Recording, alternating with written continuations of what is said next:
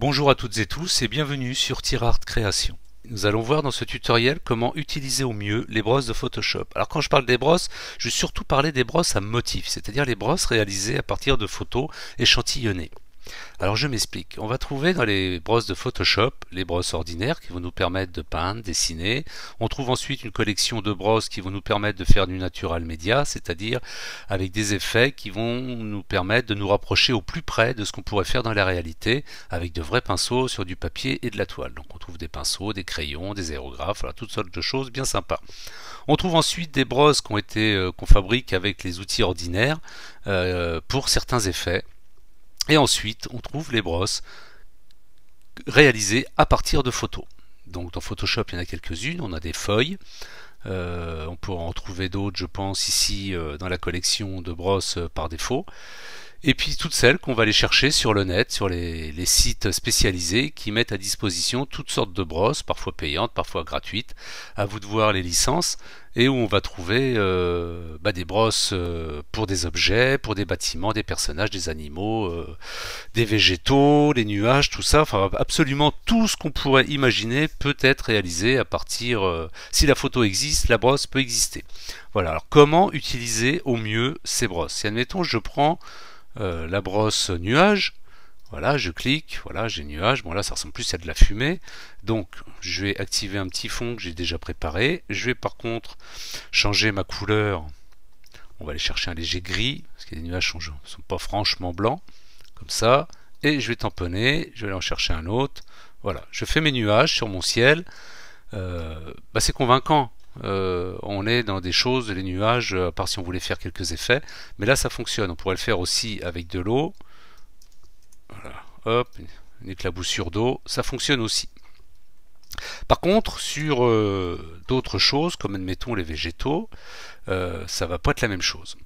Alors on va commencer doucement, on va prendre par exemple cette tache. Je vais renlever mon fond, voilà, on va rester sur du blanc, et je vais cliquer. Donc on voit bien qu'on a que la forme est faite en niveau de gris, on a du noir et puis des niveaux de gris qui vont pouvoir de cette manière être colorisés avec des effets. Donc on a plusieurs façons de faire ça, soit on choisit tout de suite la bonne couleur et on tamponne, soit on va dans édition, image, réglage, teinte, saturation. Moi je vous conseille de faire la même chose mais avec les calques de réglage. Voilà, teinte, saturation, on écrète le réglage avec la forme, on clique sur redéfinir et ensuite en jouant sur la saturation et la lumière, on va comme ça pouvoir mettre en couleur la brosse.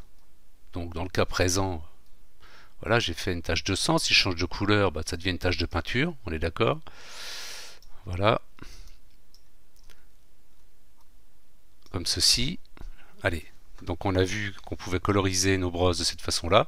On en a une autre façon aussi. Je vais laisser en noir. Je vais cliquer, je vais faire un double clic sur le calque pour appeler les styles de calque. Et on va voir que là aussi on peut faire une incrustation couleur en allant choisir. Allez, on va rester sur du sang. Comme ceci. Et ensuite je clique sur biseautage, estampage et on va mettre tout ça en volume.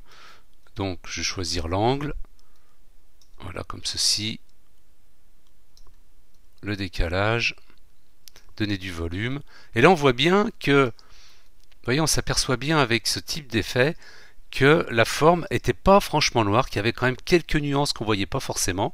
Et dès qu'on applique le style de calque avec le biseautage, on commence à reprendre du volume en fait à l'intérieur même de cette masse qu'on croyait noire. Donc ça c'est une bonne méthode aussi. Bon par contre l'ombre, voilà, on va la diminuer un peu. On va juste se concentrer sur le reflet. Comme ceci. Allez, je valide. On est là pour montrer le principe. Donc vous voyez, ça c'est sympa aussi. Donc pensez qu'on peut utiliser calque de réglage, teinte, saturation pour redéfinir une couleur, mais que les styles de calque aussi c'est pas mal du tout pour ce type d'éléments. Est-ce que je pourrais prendre une autre brosse? Vous voyez, si je viens peindre sur ce même calque, par contre là j'ai une forme vraiment opaque, donc on n'a plus du tout le même effet, hein. Ça fonctionne pas de la même façon. Donc voilà, donc on reste bien sur des brosses faites à partir de photos où on va retrouver des nuances de gris allant du blanc au noir. Allez, on va mettre ça à la poubelle, on va passer à autre chose. Voilà, nous allons voir maintenant comment mettre plusieurs couleurs en fait sur une brosse. Alors, pour commencer, on va afficher un décor, on va créer un nouveau calque, je vais le remplir en noir. Là-dessus, je vais donc prendre mes flammes, peindre en blanc, comme cela, et je vais ajouter un réglage courbe de transfert de dégradé. Alors j'ai déjà fait un tuto pour expliquer le fonctionnement de ce réglage, donc je vous invite à aller voir ce tuto où j'explique les principes et comment il fonctionne. Donc j'ai déjà préparé un dégradé, voilà, vous voyez, donc on part du noir, on peut finir jusqu'au blanc, là j'ai mis un jaune très clair, et puis un rouge sombre, un rouge profond, un orange, un jaune, et voilà, de cette manière je colorise ma forme, voilà, je vais me servir des niveaux de gris pour lui attribuer en fait une couleur différente, ce qui arrive à cela, et là on peut quand même se dire que c'est super convaincant. Donc il me reste à faire en sorte que cela devienne transparent pour qu'on voie notre décor derrière. Donc ce que je vais faire déjà, c'est écréter mon réglage sur ce calque, et puis le calque là, je vais peut-être aussi écréter sur mon décor et changer le mode de fusion. Donc superposition, c'est pas mal. Le problème, vous voyez, c'est que malgré l'écrétage, c'est normal, hein, où j'ai mes flammes, c'est noir, ça recouvre tout le document. Donc mon réglage s'applique aussi à mon arrière-plan et c'est pas ce que je veux. Donc on va faire autrement, je vais vous montrer une astuce. Donc j'efface tout, je recommence, je crée un calque. Je le passe en noir, je le mets tout de suite en superposition pour le rendre transparent. Je crée un nouveau calque que j'écrète sur celui-ci. Cette fois, je peins mes flammes. Je crée mon calque de réglage courbe de transfert de dégradé que j'écrète aussi directement sur mon calque de flamme. Et là, je vais chercher mon dégradé de flamme. Voilà, et cette fois, vous voyez, le réglage ne s'applique bien qu'à ma forme. L'avantage de cette technique, c'est qu'entre mon fond noir en mode superposition et mon calque de réglage, je peux rajouter autant de calques que je veux pour venir rajouter d'autres éléments comme ceci. Ce qui va me permettre, bien sûr, c'est d'avoir chaque élément, voilà, indépendant, sur lequel je vais pouvoir, si je veux, refaire des transformations, des changements, vous voyez, comme ceci. Et tout ça reste évolutif et je ne suis pas figé en fait sur un seul calque avec un fond noir où je vais venir peindre, et si je me loupe, il faut que je recommence tout. Voilà, et vous pourrez ensuite grouper tout ça dans un groupe comme ceci, vous le laissez en mode transfert, voilà, ça vous fait de la place et c'est beaucoup plus clair après dans vos photomontages. Allez, nous allons voir une dernière chose au niveau de ces brosses. Donc je crée un nouveau calque, maintenant vous avez l'habitude, je le remplis en noir, je le passe en mode superposition, je crée un nouveau calque que j'écrète sur celui-ci. Voilà, je vais chercher brosse, je vais chercher de la fumée par exemple, comme ça en gros, je vais faire un peu n'importe quoi. Je peins en blanc, que je vois quand même ce que je fais. Voilà, j'en prends une autre, comme ça. Allez, on va mettre ça ici. Voilà, comme ceci. Je crée un nouveau calque que j'écrète aussi et je le passe en mode couleur.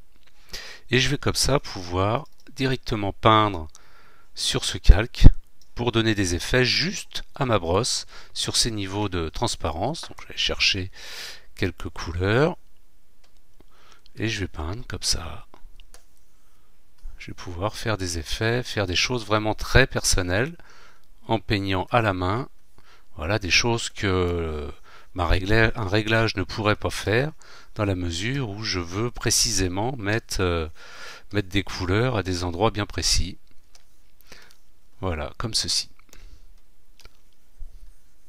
Comme ça, je vais pouvoir vraiment modeler au mieux. Voilà mon travail. Voilà, voilà. Bon, j'ai fait un peu n'importe quoi, mais vous avez vu le principe. Voilà, j'espère que toutes ces petites astuces et techniques pour utiliser au mieux les brosses de forme, les brosses à motifs comme je les appelle, vous aideront dans vos créas. Et je vous dis à bientôt pour de nouveaux tutos. Bye!